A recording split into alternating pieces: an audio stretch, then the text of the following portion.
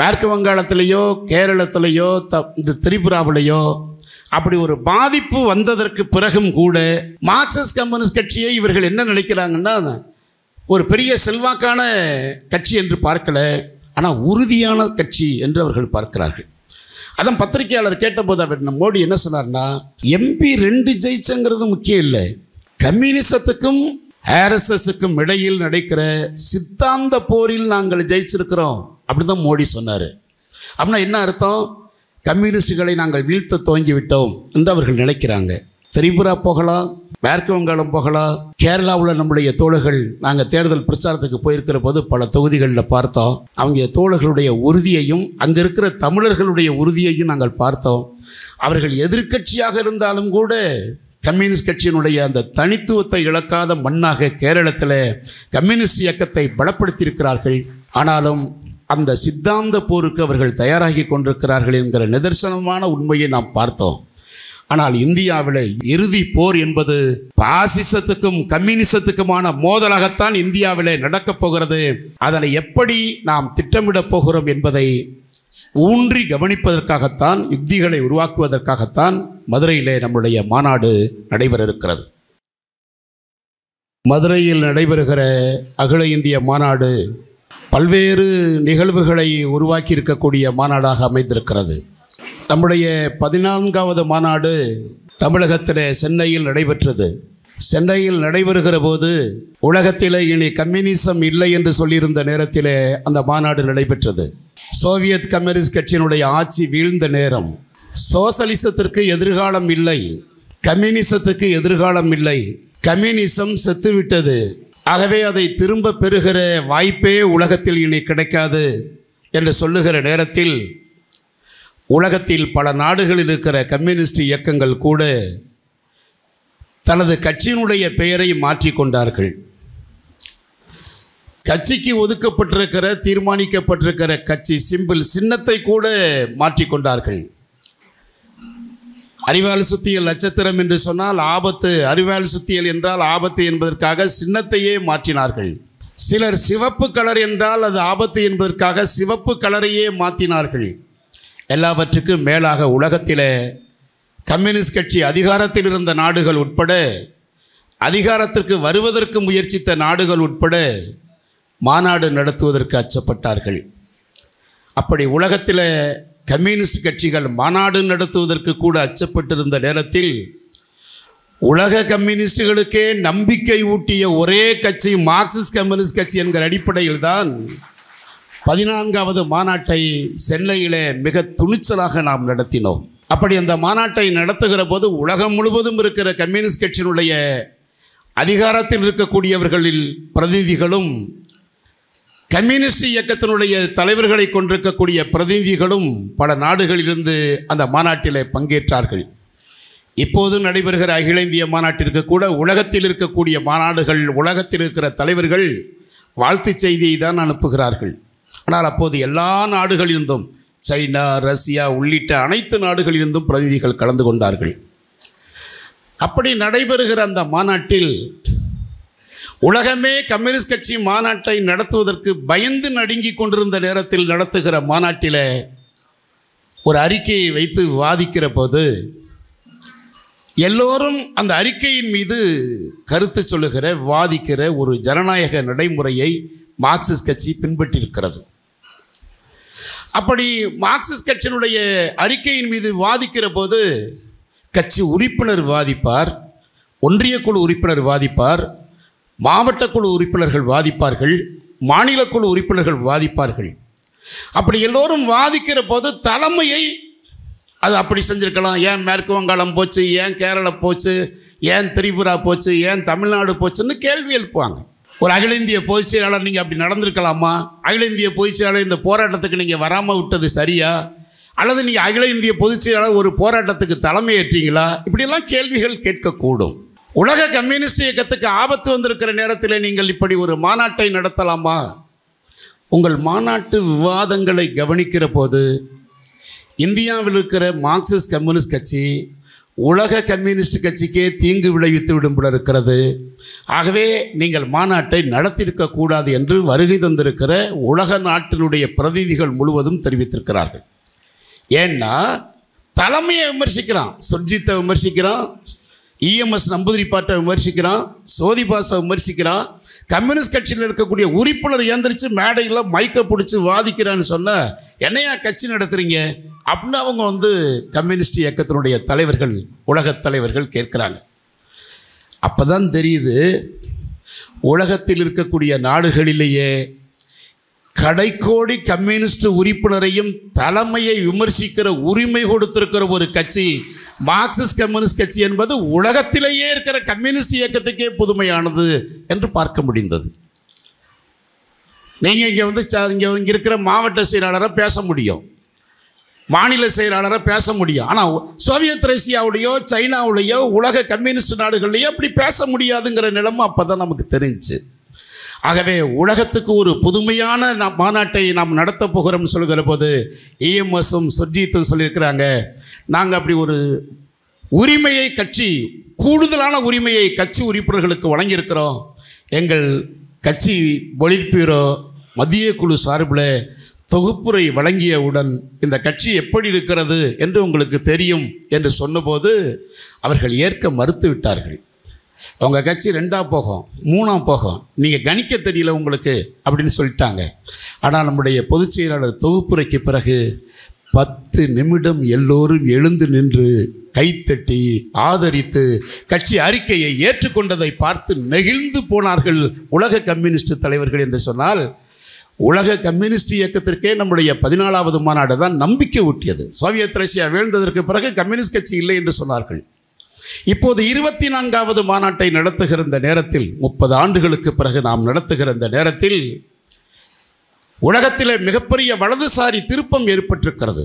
இடதுசாரி அரசியலுக்கு ஒரு ஆபத்து நிலவுகிறது. இந்தியாவிலே ஒரு பாசிச தன்மை கொண்ட ஆட்சி நடைபெற்று கொண்டிருக்கிறது. இப்போது இந்தியாவிலே மார்க்சிஸ்ட் கம்யூனிஸ்ட் கட்சி இருக்குமா இருக்காதா என்று விவாதித்து கொண்டிருக்கிற நேரம், உலகத்தில் இருக்கக்கூடிய பல கம்யூனிஸ்ட் கட்சி நாடுகளுக்கு மிகப்பெரிய சங்கடங்களையும் பாதிப்புகளையும் வலதுசாரி அரசியலில் ஏற்படுத்தியிருக்கிற நேரம், புதிதாக சில நாடுகளிலே இடதுசாரி இயக்கங்கள் வெற்றி பெற்றிருந்தாலும் குறிப்பாக இந்தியாவில் மார்க்சிஸ்ட் கட்சி வளர்வது என்பது ரொம்ப ஆபத்தானது என்று அவர்கள் நினைத்தார்கள். காரணம், உலகத்தில் ரஷ்யாவில் ஆட்சி நடத்தினது புரட்சி நடத்தி, ஆயுதந்தாங்கிய புரட்சியை நடத்தி, சீனாவில் ஆயுதந்தாங்கிய புரட்சியை நடத்தி தான் ஆட்சியை பிடிச்சாங்க. பெடல் காஸ்ட்ரோ புரட்சியை நடத்துகிற போது கம்யூனிஸ்ட் கட்சி மெம்பரே கிடையாது. அவர் புரட்சியை நடத்துனதுக்கு பிறகு கம்யூனிஸ்ட் கட்சியில் மெம்பராக இருக்கார். ஆகவே உலகத்தில் இருக்கக்கூடிய கம்யூனிஸ்ட் கட்சி நாடுகள் முழுவதும் புரட்சியை, ஆயுதந்தாங்கிய புரட்சியை நடத்தி தான் அதிகாரத்தை, ஆட்சியை பிடித்தார்கள். உலகத்திற்கே தேர்தல் ஜனநாயகத்தை பயன்படுத்தி ஆட்சியை பிடித்த கட்சி கம்யூனிஸ்ட் கட்சி, இந்திய மார்க்சிஸ்ட் கம்யூனிஸ்ட் கட்சி. ஆகவே இந்தியாவில் மார்க்சிஸ்ட் கம்யூனிஸ்ட் கட்சி ஒரு தனித்துவம் வாய்ந்த கட்சி. இப்போது இந்தியாவில் நடந்து கொண்டிருக்கிற இந்த காட்டாட்சிக்கு இங்கே கூட தலைப்பெற்றிருப்பது, ராஜேஷ் வந்திருந்தால் இன்னும் அழகாக பேசியிருப்பார், கூட்டாட்சியை கெடுக்கிற காட்டாட்சி. கூட்டாட்சி இவர்களுக்கு பிடிக்காத ஒன்று. பிஜேபிக்கு கூட்டாட்சி தான். நிச்சயமாக அதுக்கான வாய்ப்பு என்பதே கிடையாது. இந்த கூட்டாட்சிங்கிற வார்த்தைக்கு அது ஒரு அசிங்கமான வார்த்தையாக பிஜேபி பார்க்குது. ஆகவே இந்தியாவில் இருக்கக்கூடிய இந்த பாசிச ஆட்சிக்கு இந்தியாவில் யார் முடிவு கட்டப் போகிறார்கள் என்கிற விவாதம் இப்போது துவங்கியிருக்கிறது.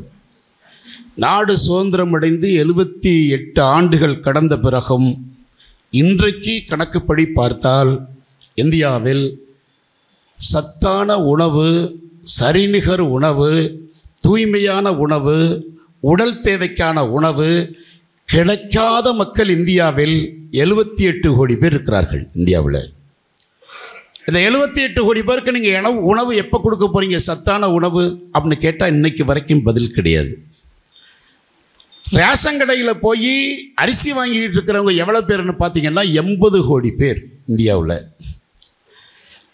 இப்போ போகிற போக்கில் ரோட்டோரமாக நின்றுக்கிட்டு ஒருத்தர் என்ன கேட்கறனா, கம்யூனிஸ்ட் கட்சிக்கு என்ன தெரியும், போராட தெரியும், ஆர்ப்பாட்டம் நடத்த தெரியும், மைக்கை பிடிச்சி பேச தெரியும், உண்டியல் அடிக்க தெரியும்னு பேசுகிறான்.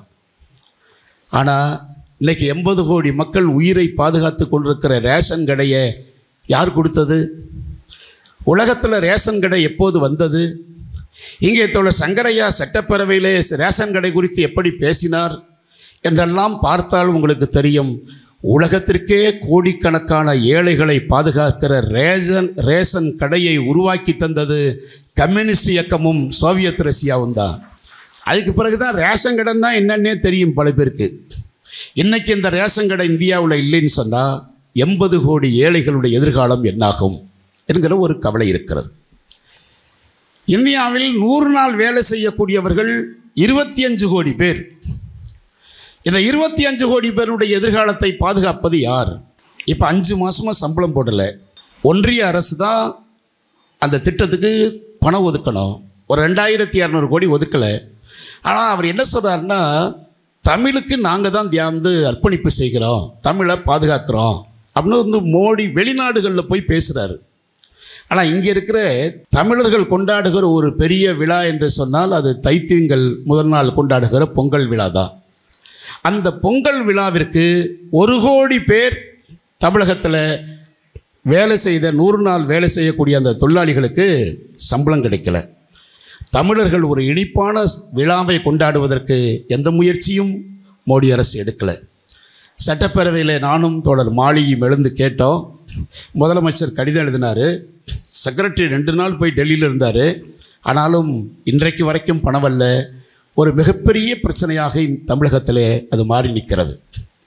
ஆனால் இப்போ அவங்க என்ன சொல்கிறாங்க, இந்தியாவில் தமிழ்நாட்டை பொறுத்த வரைக்கும் திராவிட கட்சிகள் எப்படி வளருது, இடதுசாரி கட்சிகள் ஏன் வளர மாட்டேங்கிறது, புதிதாக கட்சிகள் உருவாகிற போது அது எப்படி வளருது என்று பார்த்தாலும் உங்களுக்கு தெரியும். ஒரு கட்சிக்கு தேவை என்ன அப்படின்னு பார்த்தீங்கன்னா, நம்ம கட்சி என்ன சொல்லுதுன்னா, கொள்கை, சித்தாந்தம், தத்துவம், நடைமுறை யுக்தி இது தேவைன்னு சொல்லுது. ஆனால் தமிழ்நாட்டில் உருவாகிற கட்சிக்கு பூரா என்ன சொல்கிறான்னா, நல்ல முகம் அழகாக இருக்கணும் கட்சி தலைவருக்கு, அவருக்கு பணம் செலவழிக்கிற வாய்ப்பு இருக்கணும். பணம் செலவழிக்கிற வாய்ப்பும் முக அழகும் இருந்தால் தமிழகத்தில் கட்சி துவக்கி விடலாம் என்கிற ஒரு நிலை இருக்கிற போது, பணமும் இல்லாமல் முக அழகும் இல்லாமல் நேர்த்தியான கொள்கை அழகை கொண்டிருக்கிற கட்சி மார்க்சிஸ்ட் கம்யூனிஸ்ட் கட்சி என்பதை நாட்டிலே பறைசாற்றுவதற்கு நாம் முயற்சிக்கிற மிக முக்கியமான ஒரு காலகட்டத்தில் தான் மேற்கு வங்காளத்தை காலி பண்ணிட்டோம், திரிபுராவை காலி பண்ணிட்டோம், அடுத்த தேர்தலில் கேரளாவை நாங்கள் காலி பண்ணிடுவோம். அப்படி காலி பண்ணிட்டீங்கன்னா என்ன பண்ணுவீங்க நீங்கள் அப்படின்னு ஒரு விவாதத்தை நடத்துகிறாங்க. இப்போ நம்முடைய தோழர் சச்சிதானந்தம் ஒரே நாடு ஒரே தேர்தல் சம்மந்தமாக பேச இருக்கிறாரு. நிச்சயமாக அவங்க என்ன பண்ண போகிறாங்கன்னா, அடுத்து ஒரே நாடு ஒரே கட்சின்னு கொண்டு வர போகிறாங்க. ஒரே நாடு ஒரே கட்சின்னு கொண்டு வந்துட்டாங்கன்னு சொன்னால் இந்தியாவுக்குள்ளே எந்த கட்சியும் இருக்குமானால சொல்ல முடியாது. அதற்கான எல்லா முகாந்திரத்தையும் உருவாக்கியிருக்கிறாங்க. மாநில உரிமைகள் பறிக்கப்படுகிறது. அது கல்வியில் பறிக்கப்படுது, வேலைவாய்ப்பில் பறிக்கப்படுது, மின்சாரத்துறையில் பறிக்கப்படுது, மருத்துவத்துறையில் பறிக்கப்படுகிறது. ஆனாலும் எல்லா துறைகளிலும் பாதிப்பு வந்தாலும், மாநில உரிமைகளுக்கு பாதிப்பு வந்தாலும் ஒன்றிய அரசு அவர்கள் விரும்பியதை செய்து கொண்டே இருக்கிறார்கள். அப்படி விரும்பியதை செய்து கொண்டே இருக்கிற போது எல்லா மாநிலங்களிலும் எதிர்ப்பு போராட்டங்கள் வலுத்தாலும் அவங்க அந்த கட்சிகளை எல்லாம் ஒரு பொருட்டாகவே நினைக்கவில்லை. பிஜேபியை பொறுத்தவரை அவர்கள் பார்ப்பது, எதிராக பார்ப்பது மார்க்சிஸ்ட் கம்யூனிஸ்ட் கட்சியைத்தான். திரிபுராவில் 2 தொகுதியில் ஜெயித்தாங்க பிஜேபி. அது ஒரு மிகப்பெரிய விழாவாக கொண்டாடினார்கள். அந்த விழா கொண்டாடுகிற போது பத்திரிகையாளர்கள் கேட்டாங்க, 2 எம்பியில் ஜெயிச்சிருக்கிறீங்க, இப்போ நம்ம தமிழ்நாட்டில் 2 எம்பி ஜெயிச்சிருக்கோம்னா எங்கே நம்ம கொண்டாடுறோம்? ஏதோ ஒரு மகிழ்ச்சி, 2 எம்பி ஜெயிச்சிட்டோம் அப்படின்னு நம்ம நினைக்கிறோம். ஆனால் இன்றைக்கு இந்தியாவில் இருக்கிற மார்க்சிஸ்ட் கம்யூனிஸ்ட் கட்சிக்கு மரியாதையை, கௌரவத்தை, தேசிய அங்கீகாரத்தை உருவாக்கி இருக்கிற வாய்ப்பு தமிழ்நாடு மார்க்சிஸ்ட் கம்யூனிஸ்ட் கட்சிக்கு தான் உண்டு. 2 எம்பி நம்ம இல்லைன்னா தேசிய அங்கீகாரமே போயிருக்கோம்.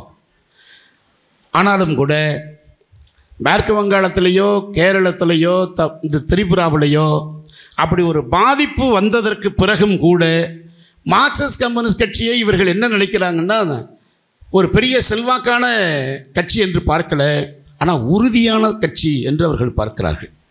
அதான் பத்திரிகையாளர் கேட்டபோது அவர் மோடி என்ன சொன்னார்னா, MP 2 ஜெயிச்சங்கிறது முக்கியம் இல்லை, கம்யூனிசத்துக்கும் RSSக்கும் இடையில் நடக்கிற சித்தாந்த போரில் நாங்கள் ஜெயிச்சிருக்கிறோம் அப்படி தான் மோடி சொன்னார்.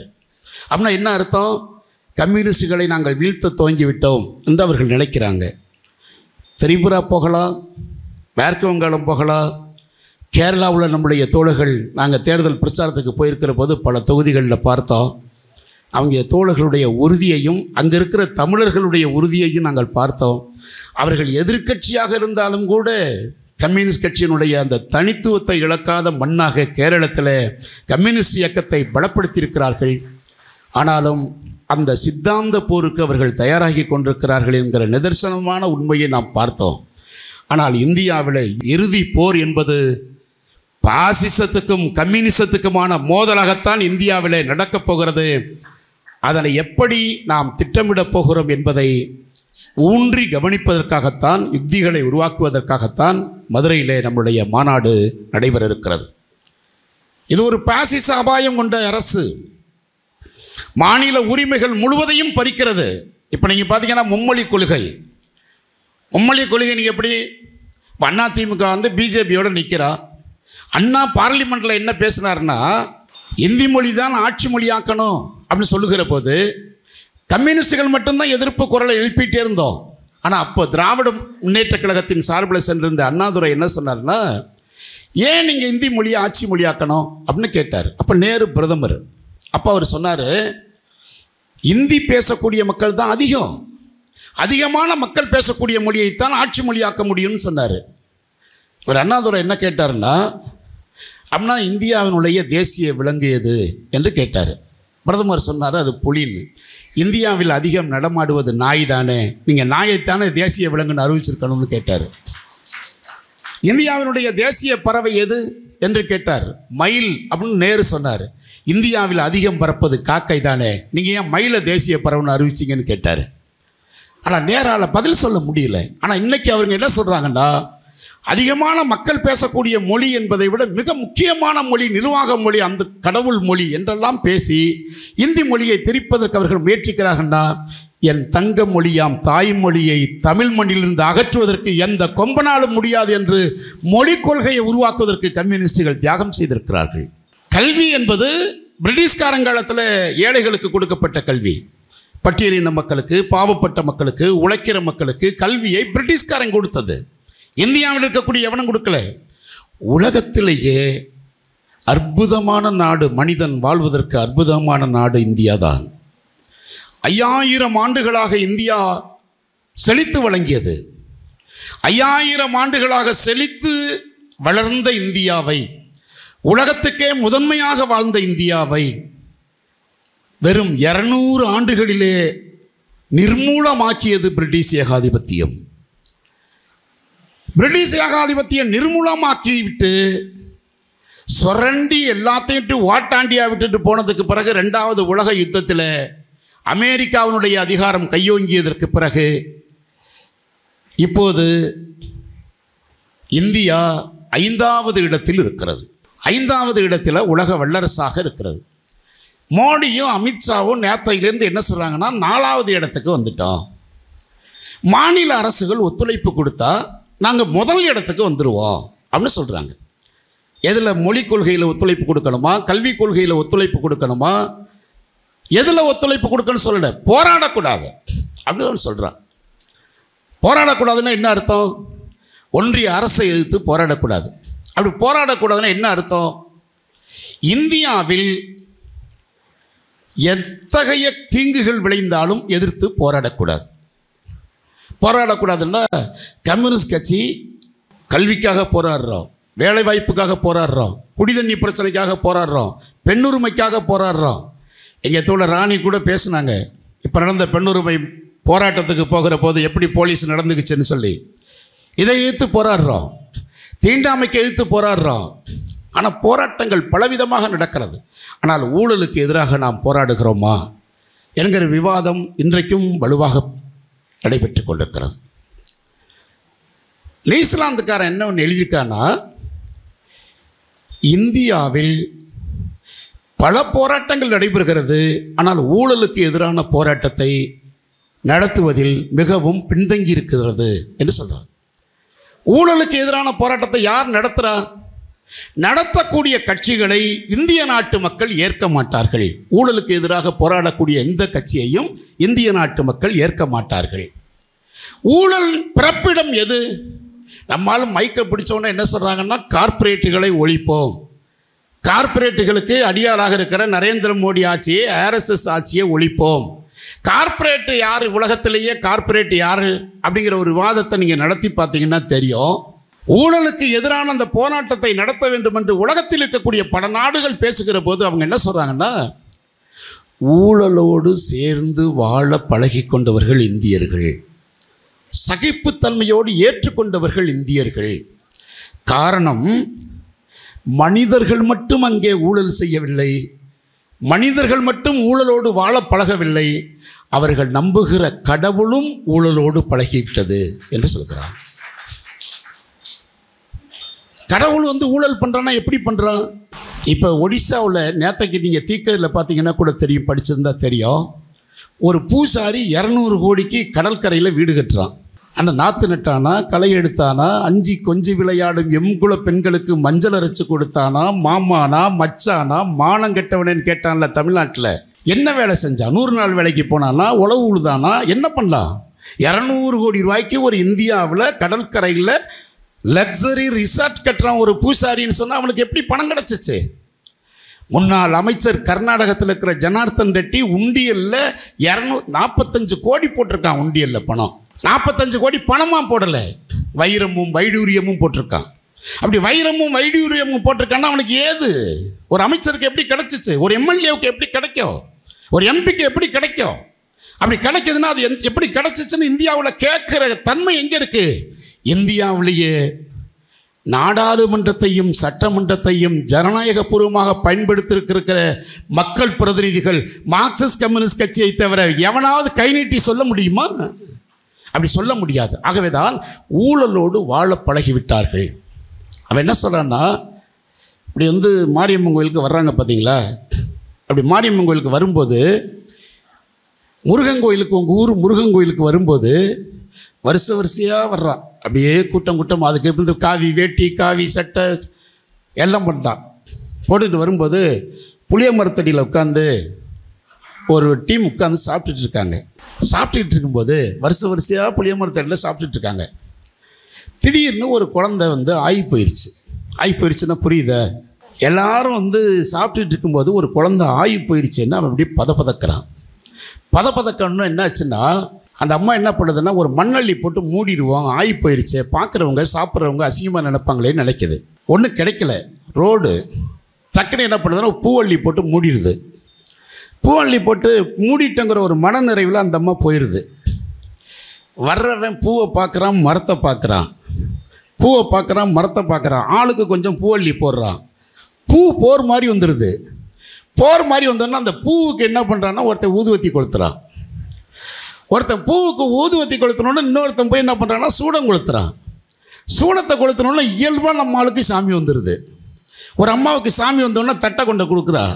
தட்டை கொடுத்தோன்னே அந்த அம்மா சொல்லுது, கவலையே படாத அப்படின்னு சொல்லுது. இவன் உடனே சாமி என்னை காப்பாற்றுங்கிறான். அந்த அம்மா சொல்லுது, ஒன்றும் கவலைப்படாத, இங்கே ஆயி குடி கொண்டிருக்கிறா, அவள் காப்பாற்றுவா. ஆகாயி குடி கொண்டிருக்கிறா, அவள் காப்பாற்றுவான்னா அதையும் நம்பி கையேந்துகிற ஜனங்களாக இந்திய நாட்டு மக்களை நீங்கள் நிறுத்துகிற போது நீங்கள் கம்யூனிஸ்ட் கட்சியை கட்டுவதற்கு எவ்வளவு தடைகள் இருக்கும் என்பதை யோசித்து பாருங்கள். இந்தியா கடவுளின் மீது நம்பிக்கை கொண்டிருக்கிற ஒரு நாடு. அதனால தான் அவர் என்ன சொல்கிறாரு, ஜுரம் அடிக்குதா கவலைப்படாத, வயிறு வலிக்குதா கவலைப்படாத, சுகர் பிபி அதிகமாகிருச்சா கவலைப்படாத.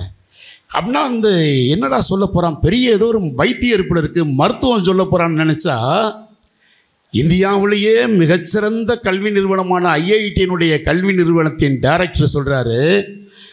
அப்படின்னு எல்லாரும் தொலைக்காட்சியை உத்து பார்த்துக்கிட்டே உட்காந்துருந்தா, சரி ஜுரத்துக்கு, கால் வலிக்கு, நெஞ்சு வலிக்கு, வயிறு வலிக்கு நல்ல மருந்து சொல்ல போகிறாருன்னு பார்த்தா, எல்லாரும் கவலையப்படாதீங்க, கோமாதா மூத்திரத்தை கொஞ்சம் கொஞ்சமாக குடிங்கிறான். யார்?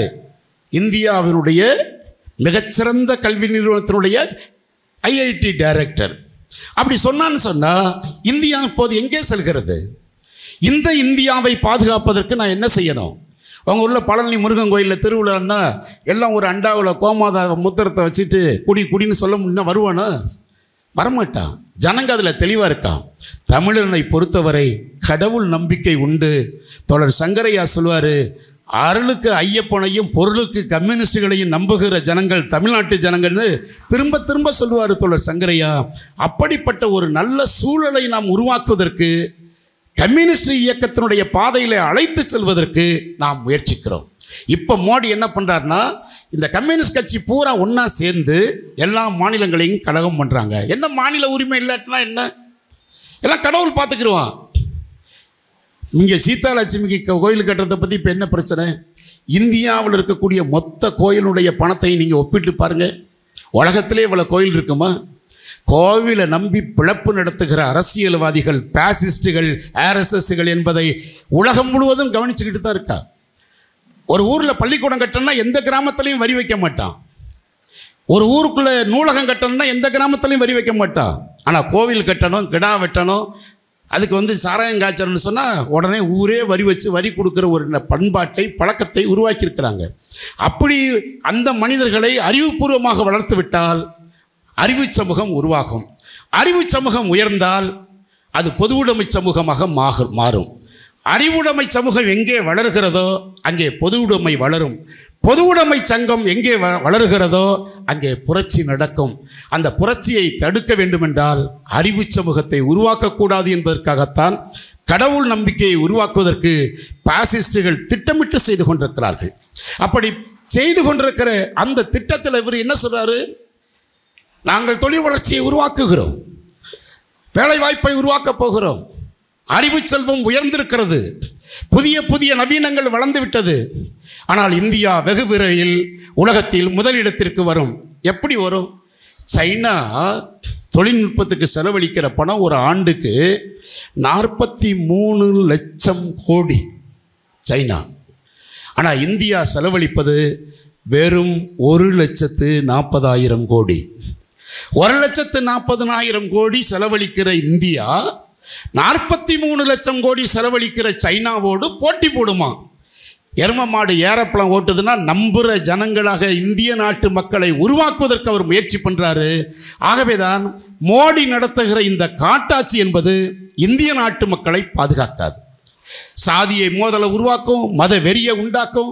அப்படி வெறியை உண்டாக்குகிற ஒரு அரசியலை செய்கிற போது மாநில உரிமைகளை எல்லாம் பறித்து இந்தியாவில் ஒரு கட்சி ஆட்சி முறையை கொண்டு வருவதற்கு அவர்கள் முயற்சிக்கிறார்கள்.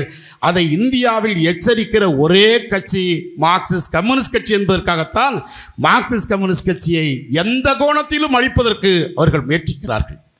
ஆகவே இவர்கள் நடத்துகிற ஆட்சி காட்டாட்சி. எப்போது நீங்கள் ராமர் கோயிலை விழுந்து விழுந்து கட்டினாங்க. ஆனால் அந்த கோயில் இருக்கிற இடத்துல பார்லிமெண்ட் மெம்பருக்கு யார் ஜெயிச்சிருக்கணும்? கோவிலை கட்டினா ஆர்எஸ்எஸ் ஜெயிச்சிருக்கணுமா இல்லையா? கோவிலை கட்டினா பிஜேபி ஜெயிச்சிருக்கணுமா இல்லையா? அவங்க கூட்டணி ஜெயிச்சிருக்கணுமா இல்லையா? ஆனால் இந்தியா கூட்டணி சார்பில் பொது தொகுதியில் ஒரு தலித்தை நிறுத்தி ஜெயிக்க வச்சிருக்கிறான் இந்தியா கூட்டணினா ராமர் யார் பக்கம் நிற்கிறாருங்கிற கேள்வி இன்னைக்கு விவாதிக்கப்படணுமா இல்லையா?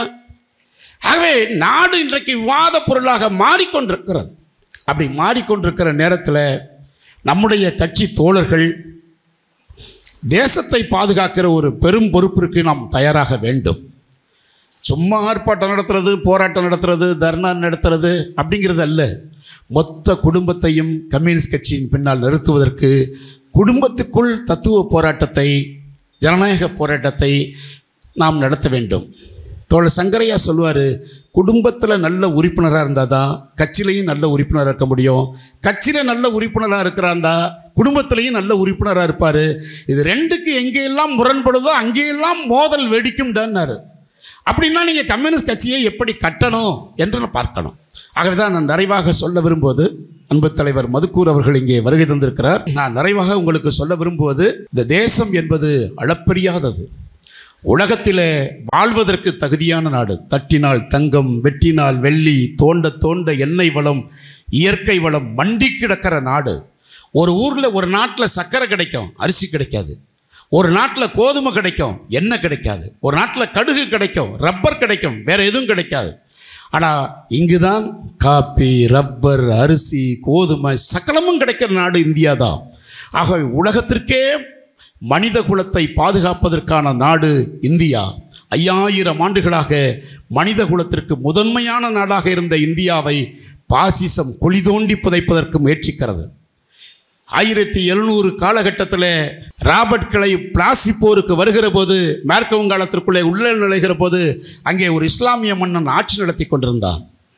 அவனை பிடிப்பதற்கு 18,000 சிப்பாய்களோடு வந்தான்.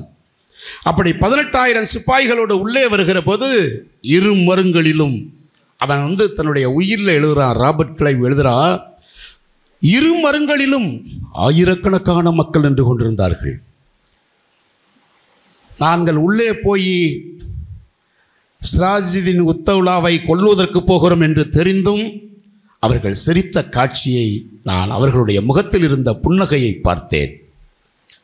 அப்படி புன்னகையை பார்க்கிற போது ஏன் இந்தியர்கள் வானத்தில் குறைவா, வீரத்தில் குறைவா என்று யோசித்து பார்த்தேன். உள்ளே நுழைகிற போது ஆளுக்கு ஒரு கல்லை எடுத்து அடிச்சிருந்தா கூட நாம் உள்ளே நுழைஞ்சிருக்க முடியாது. ஆனால் ஆளுக்கு ஒரு கம்பை எடுத்து விரட்டியிருந்தால் கூட நாம் உள்ளே நுழைஞ்சிருக்க முடியாது. ஆனால் ஏன் அப்படின்னா இந்தியர்கள், நான் யோசித்து பார்த்தேன், அவர்களுக்கு மானமும் இருக்கிறது, ரோசமும் இருக்கிறது. ஆனால் இந்தியா என்பது என் தேசம் என்கிற உணர்வு அவனுக்கு இல்லை. ஆகவே தான் நாம் ஈஸியாக போய் அவனை கொல்ல முடிந்தது என்று ராபர்ட் கிளைவ் அவனுடைய உயிரில் எழுதியிருக்கிறான். அப்படின்னா இந்தியர்களுக்கு தன் தேசம் என்ற உணர்வை உருவாக்குவதற்கு பாசிஸ்டுகளால் முடியாது, ஆர்எஸ்எஸ்ஸால் முடியாது, பிஜேபியால் முடியாது. இந்த தேசம் என்கிற உணர்வை உருவாக்கி அறிவு சமூகத்தை உருவாக்கப் போகிற ஒரே கட்சி மார்க்சிஸ்ட் கம்யூனிஸ்ட் கட்சி என்பதை நிலைநிறுத்துவதற்காகத்தான் நம்முடைய மாநாட்டை நாம் மதுரையில் நடத்திருக்கிறோம்.